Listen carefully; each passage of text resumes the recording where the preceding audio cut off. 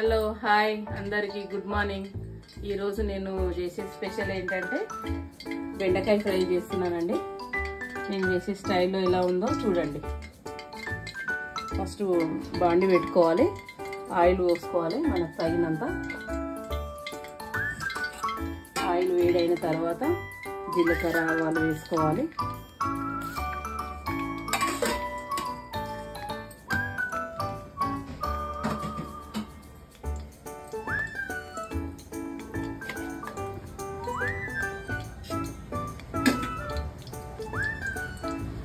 Fry అంటే కొందరు టమాటాలు వేసి కర్రీలాగా చేసుకుంటారు. బెండకాయ రకరకాలు చేసుకోవచ్చు. టమాటా కర్రీ బెండకాయ వేసుకొని బెండకాయ చారు చేసుకోవచ్చు. నేనైతే ఈ ఫ్రై చేస్తున్నాను ఈరోజు, బెండకాయ ఫ్రై.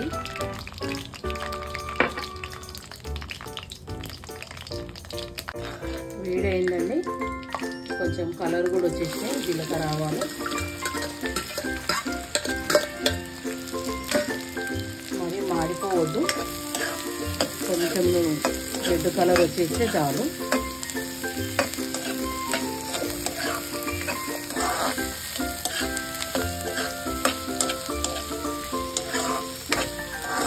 అయితే కర్రీ చేయడం ఫస్ట్ నాకు రాకపోతుండే. అయితే మా అత్తమ్మ వండుతుండే ఎక్కువ మా ఇంట్లో. మేమందరం కలిసి ఉన్నప్పుడు, మా అత్తమ్మ ఇప్పుడు లేరు, అయితే మా అత్తమ్మ ఉన్నప్పుడు కర్రీస్ ఏవైనా మంచిగా చేస్తుండే, చాలా టేస్ట్ అవుతుండే మా అత్తమ్మ చేసినప్పుడు. అయితే నేను నేర్చుకుందామని నేను ఒకరోజు చూసిన అనమాట. ఈరోజు అన్నీ మేము కట్ చేసి ఇచ్చి అన్నీ రెడీ పెట్టేవాళ్ళము.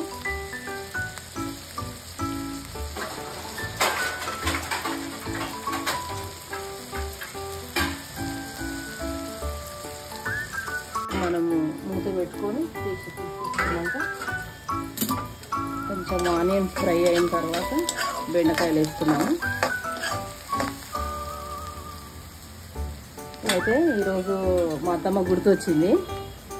మా అత్తమ్మ స్టైల్లో నేర్చుకోవాలి, మంచిగా వండుతుంది కదా, అందరూ మెచ్చుకునేవాళ్ళు. మా అత్తమ్మ, మా మామయ్య కానీ మేమందరం మస్తు. మాకు వండడానికి రాదు కదా, మా అత్తమ్మ వండితే మస్తు టేస్ట్ ఉండేది, అసలు బాగా తినేవాళ్ళం. నేను కూడా వండుకోవాలి, నేర్చుకోవాలి, వంట రాకపోతే కష్టం కదా అని చెప్పేసి మా అత్తమ్మ చేస్తుంటే చూస్తే అన్నీ కట్ చేసి అన్నీ రెడీ తీసుకుపోయి పొయ్యి కాడ పెట్టేవాళ్ళము. పెట్టిన తర్వాత మా అత్తమ్మ ఆయిల్ వేసి జీలకర్ర ఆవాలు వేయగానే, కట్టెల పొయ్యి కదండి అప్పుడు, గ్యాసులు ఇవన్నీ ఎక్కడివి, కట్టెల పొయ్యి పైన వండుకుంటే ఏమైందంటే ఫస్ట్ మంట ఎక్కువ అయిపోయి ఎప్పుడైనా ఆయిల్ బాగా వేడెక్కేది. బెండకాయ వేసుకున్నాను. బెండకాయ వేసిన తర్వాత పచ్చిమిర్చి కట్ చేస్తాం. కట్ చేసుకుంటూ మా అత్తమ్మ జ్ఞాపకాలు మీతో షేర్ చేసుకుంటున్నాను నేను. ఆయిల్ బాగా వేడెక్కేది. వేడెక్కిన తర్వాత జీలకర్ర ఆవాలు వేసేసి ఆ కూరగాయలన్నీ ఒకటేసారి వేసేసేది మా అత్తమ్మ. వేసి ఆ కూరలో టేస్ట్ కావడానికి రీజన్ ఏంటంటే అల్లం వెల్లిపాయ ఎప్పటికప్పుడు పొట్టు తీసి అప్పుడే దంచేసి అప్పుడే కూరలో వేసేసేయాలి. అప్పుడు స్టాక్ పెట్టుకునేది కాదు, అల్లం వెల్లిపాయ అప్పుడే దంచేసేయాలి. ఇంకా అట్లా వేయడం వల్ల టేస్ట్ అట్లా వచ్చేదేమో, బాగా టేస్ట్ వచ్చేది. ఇంకా మేమేం చేసేది, లేకపోయినా సరే అని చెప్పేసి అల్లం వెల్లిపాయ లేకుండా మేము వండేవాళ్ళము. మా అత్తమ్మనేమో కంపల్సరీ అల్లం వెల్లిపాయ తేవాలి, అప్పటికప్పుడు పొట్టు తీసేసి గబగబా కచ్చపక్క దంచేసి వేసేస్తే కూరలు చాలా బాగా టేస్ట్ అవుతుండే. ఇక అట్లా వండుతుండే. అట్లా అట్లా చూసి మా అత్తమ్మ దగ్గర నేర్చుకొని నేను చిన్నప్పటి నుంచి అయినా ఎక్కువ వంట చేస్తుంటే మా అమ్మ చేసినా కానీ నేను చూడకపోతుంటే, స్కూల్కి వెళ్ళి రావడం, ఆడుకోవడము, చదువుకోవడము, ట్యూషన్కి వెళ్ళడం ఇవే సరిపోతుండే. ఇక పెళ్ళి అయిన తర్వాత మా అత్తమ్మ చేస్తుంటే ఇక నేర్చుకోవాలని అనిపించి నేర్చుకునేదాన్ని. వంట చేస్తుంటే చేతులు కాలేవి, రాక అవి టేస్ట్ కాకపోతుండే. నేను చేసినప్పుడు అవి అంత మంచిగా అనిపించకపోయింది, నాకే మంచిగా అనిపించకపోయేది.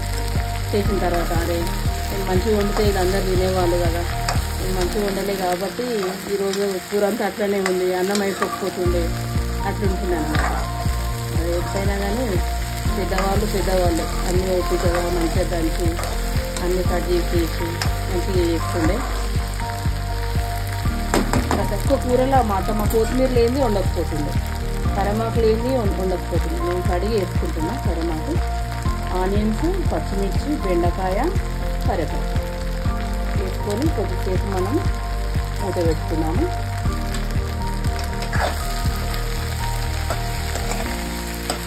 దీంట్లో కొంచెం సాల్ట్ వేసుకున్నాం అనుకో, సాల్ట్ వేసుకుంటే మంచిగా మగ్గుతాయి.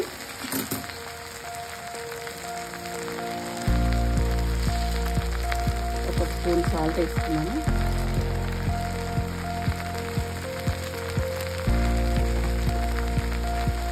ఒక హాఫ్ స్పూన్ పసుపు వేసుకున్నాను.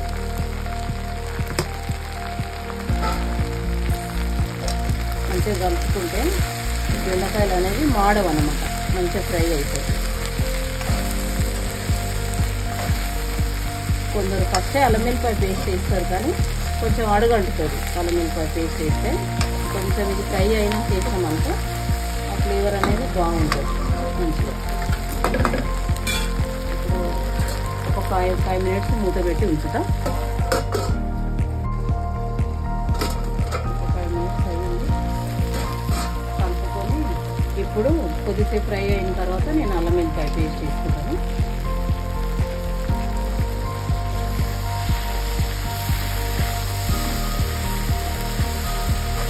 హాఫ్ కుక్ అయిపోవాలి. అయిన తర్వాత అల్లం వెల్లిపాయ పేస్ట్ వేసుకొని మళ్ళీ మంచిగా నిదానంగా కలుపుకోవాలి. బెండకాయ ఎట్లా అంటే మన ఫిష్ లాగా వేసిన తర్వాత ఎక్కువ కలపొచ్చు. కలిపిన మనకు అన్ని గింజలు బయటకు వచ్చేసి ఆ ఫ్రైలు ఎక్కువ గింజలే కనిపిస్తాయి. లైట్గా కలుపుకోవాలి. ఫిష్కి మనం ఎట్లా ఎక్కువ టచ్ చేయకుండా వండుతామో బెండకాయ కూడా అంతే ఎక్కువ టచ్ చేయకుండా మామూలుగా కలిపేసి పెట్టేసుకోవాలి. మళ్ళీ ఒక 5 మినిట్స్ మళ్ళీ మూత పెట్టేస్తా. కొద్దిసేపు ఫ్రై అయిపోయింది, ఆల్మోస్ట్ సగం కుక్ అయిపోయింది. ఇంకో కొద్దిసేపు ఉంటే సరిపోతుంది. ఒక 2-3 మినిట్స్. కొంచెం జీలకర్ర వేసుకుంటున్నా.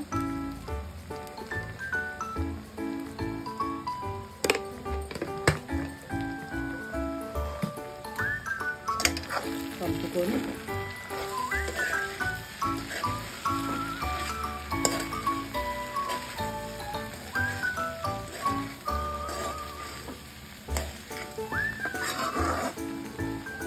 అయితే మా అత్తమ్మ కూర ఆ విధంగా ఉండేదన్నమాట. మా అత్తమ్మ దగ్గర అన్నీ అందించుకుంటూ కట్ చేసుకుంటూ ఇచ్చుకుంటూ నేను కూరలు నేర్చుకున్నా. డైలీ వండినప్పుడు అల్లం వెల్లిపాయ వేసినప్పుడు మా అత్తమ్మ గుర్తొస్తుంది. ఒక్కొక్కసారి అల్లం వెల్లిపాయ చెప్తుంటా కదా నేను, అందులో వేసేటా కానీ వండినా కానీ చెప్పేటప్పుడు కానీ మా అత్తమ్మ గుర్తొస్తుంటుంది. ఒకరోజు మా అత్తమ్మ స్టైల్లో కూడా వండి చూపిస్తాను. అయితే బెండకాయ కర్రీ చేయమని ఒకరు కామెంట్ చేసారు. వాళ్ళ గురించే నేను ఈరోజు బెండకాయ ఫ్రై చేస్తున్నాను. చూడండి, వేడి వేడిగా రైస్ రెడీ అయిపోయింది. ఈరోజు కర్రీ క్యాప్సికమ్ వండినాను. పొద్దున మార్నింగ్ ఇది వండినాను. మంచిగా మా వారు ఆవు పాలు తెచ్చిండు. మంచిగా పెరుగు చిక్కగా తోడేసినాను. ఈరోజు మా ఇదండి మా కర్రీ. మా ఇంటి రుచుల్లో క్యాప్సికమ్, బెండకాయ ఫ్రై, రైస్, పెరుగండి. మీరేం వండుకున్నారో చెప్పండి.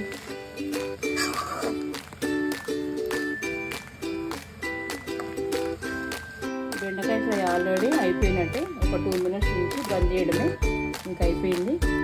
మా ఇంట్లో ఇది వండుకున్నామండి ఈరోజు. మా ఇంటి రుచుల్లో ఇది మా స్పెషల్.